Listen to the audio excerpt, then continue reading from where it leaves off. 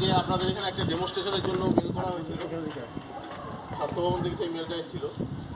সেই জন্য ডেমনস্ট্রেশনে আমরা শুধু আপনাদের অ্যাওয়ার করছি বা কীভাবে এইগুলো এক্সটিংগুইশারগুলো বা কীভাবে কোনো বড় সড়ো দুর্ঘটনা ঘটলে কীভাবে তার মোকাবিলা করতে হয়, কীভাবে তার ব্যবস্থা করতে হয়, সেগুলো আমরা জাস্ট একটু হিন্টস দেবো আপনাদের।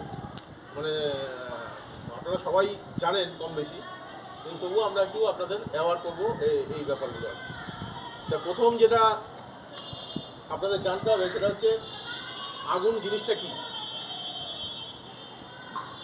ফায়ার জিনিসটা কী। ফায়ার হচ্ছে nothing but a chemical reaction in presence of combustible materials, oxygen এবং হিট।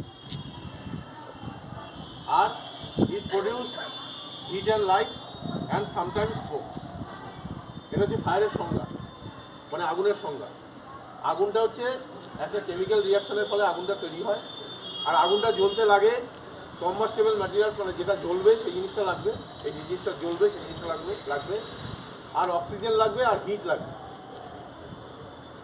তা আমরা জানি, ছোটোবেলা আমরা পড়েছি যে অক্সিজেন ছাড়া আগুন জ্বলতে পারে না।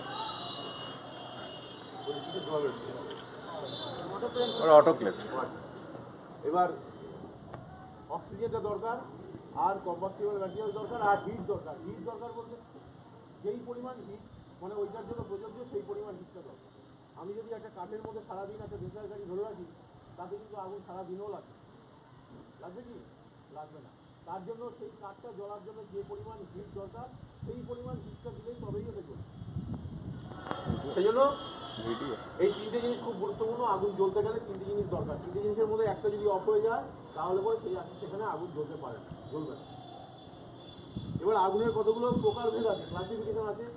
ক্লাসিফিকেশন হচ্ছে A category fire, B category fire, C category fire এবং D category fire. A category fire কোনগুলো? এ ক্যাটাগরি ফায়ার হচ্ছে কম্বাস্টেবল ম্যাটেরিয়াল, যেগুলোতে কার্বন তৈরি হয়, যেইগুলো পুড়লে পরে আগুন জ্বললে পরে যেখান থেকে কার্বন তৈরি হয়।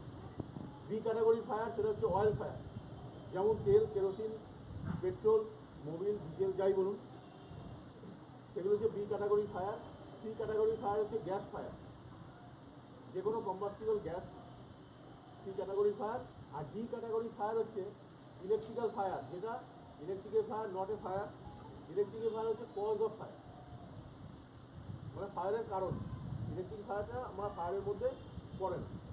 তো যাই হোক, এই ফায়ারগুলো, এই আগুনগুলো এক একটা ফায়ারের জন্য এক এক রকম আমরা এক্সটিংগুইশার বা এক এক রকম ফায়ার মিডিয়া ব্যবহার করি, যেটা আগুন নেভানোর জন্য।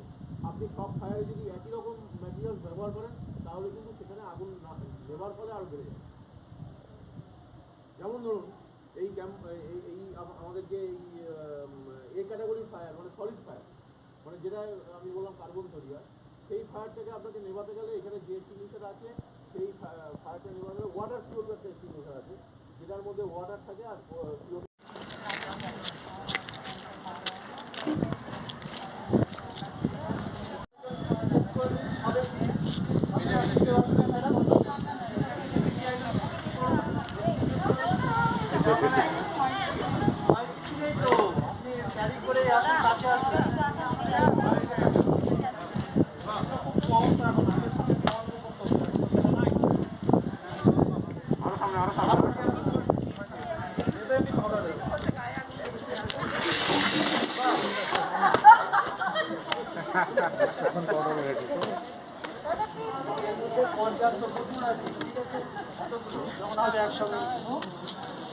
ছেলে দিন, আমি শুধু দেখাবো কি করে হোস তুলতে হয় আর প্ল্যান করতে হয়।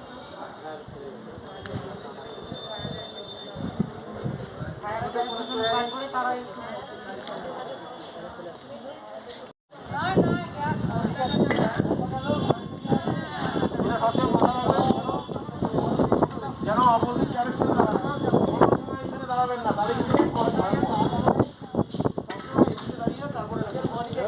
দেখুন এখানে বড় আগুন হচ্ছে, দেখি হয়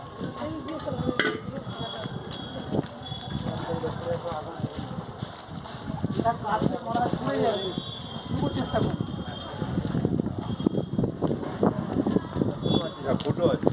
ঠিক আছে, হয়ে গেছে, কাজ হয়েছে, ঠিক আছে। তালি দরকার ছিল।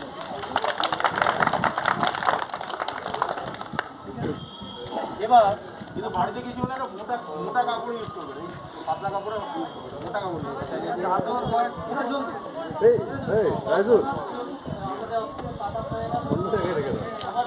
ফেরত দেবে একসাথে। মোটামুটি মেধাবী যে কাজে এবার যারা ফায়ারে কাজ করে তাদের কাজ হচ্ছে আমরা হোস লে আউট করাতে পারি। হোস খুলবে, দুটো হোস ব্রাঞ্চ লাগাবে, দুটো ছেলে দুটো কয় না আমি হোস্টেল করে দেবো।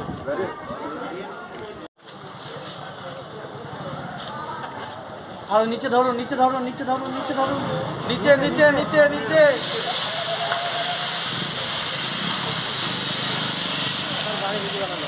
হয়ে গেল।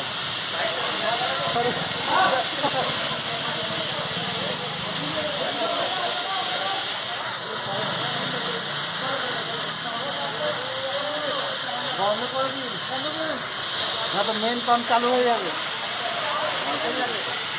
বন্ধ করে দিন, মেন পাম্প চালু হয়ে যাবে।